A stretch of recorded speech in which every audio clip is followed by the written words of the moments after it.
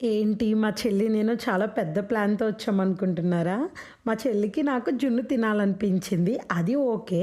But మాకు తినాలి అనిపించింది కంటే మా హస్బెండ్‌కి బాగా తినాలనిపించింది. అంతే ఇంక మా డాడీ మొత్తం హైదరాబాద్ మొత్తం తిరిగేసి ఎలా అయితే పాలు తెచ్చేసారు. ఊర్లో అయితే ఈజీగా దొరికేస్తుంది గదా! బట్ హైదరాబాద్‌లో కొంచెం కష్టమే.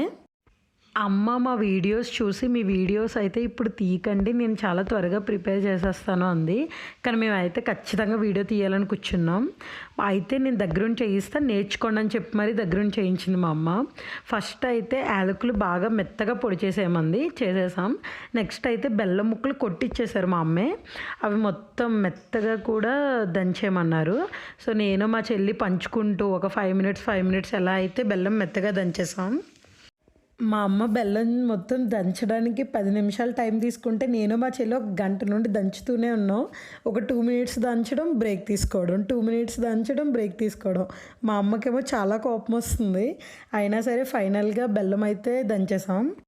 ఇప్పుడు జున్ను పాలు కొలిచే కార్యక్రమం పెట్టుకున్నాం నేను, చెల్లి. జున్ను పాలు ఎగ్జాక్ట్‌గా 3 గ్లాసులయినాయి. 3 పెద్ద గ్లాసులుతో జున్ను పాలొచ్చినప్పుడు, మనం ప్యాకెట్ పాలొచ్చేటప్పటికి 6 గ్లాసులు వేసుకోవాలంట. సో, ఒక లెక్కగా అయితేనే ఎగ్జాక్ట్‌గా జున్ను మంచి థిక్‌గా అవుతదన్నది మా అమ్మ.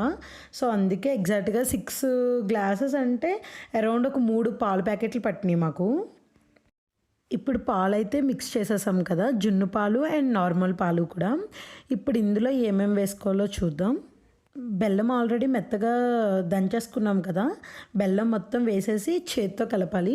చేత్తో ఎందుకు అంటున్నానంటే, బెల్లం మిక్సీలో పెట్టుకుంటే మొత్తం పౌడర్ అయిపోతది కాబట్టి నో ఇష్యూ. కొంచెం గట్టితో అలా తిప్పితే సరిపోద్ది. ఇప్పుడు మేము దంచాం కదా!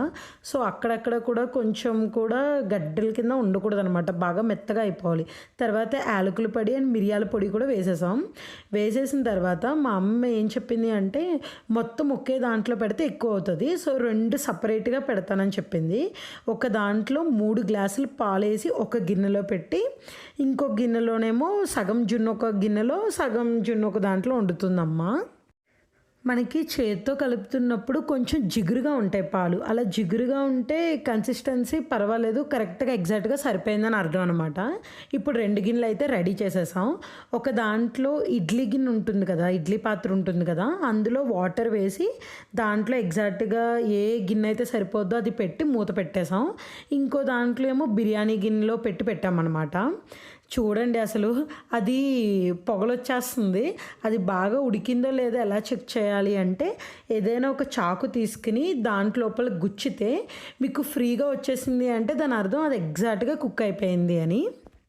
అలా కుక్ అయిన తర్వాత వెంటనే తినకూడదు. వేడిగా తినడం కంటే జున్ను ఫ్రిడ్జ్‌లో పెట్టుకొని తింటే చాలా టేస్ట్ ఉంటది. మేము ప్రిపేర్ చేసేటప్పటికే నైట్ 11 అయిపోయింది కాబట్టి, ఆ రోజు నైటు ఫ్రిడ్జ్‌లో పెట్టేసాం. నెక్స్ట్ డే మార్నింగ్ తిన్నాం. అసలు ఎంత టేస్ట్‌గా ఉంది అంటే చాలా నచ్చింది. నాకు, మా చెల్లికి, మా హస్బెండ్‌కి కూడా. ఇంకా అమ్మ, డాడీకి కూడా చాలా నచ్చిందన్నారు. ఫైనల్‌గా చేశామన్నారు మా డాడీ. ఈ వీడియో మీ అందరికీ నచ్చినట్లయితే please like, share and subscribe.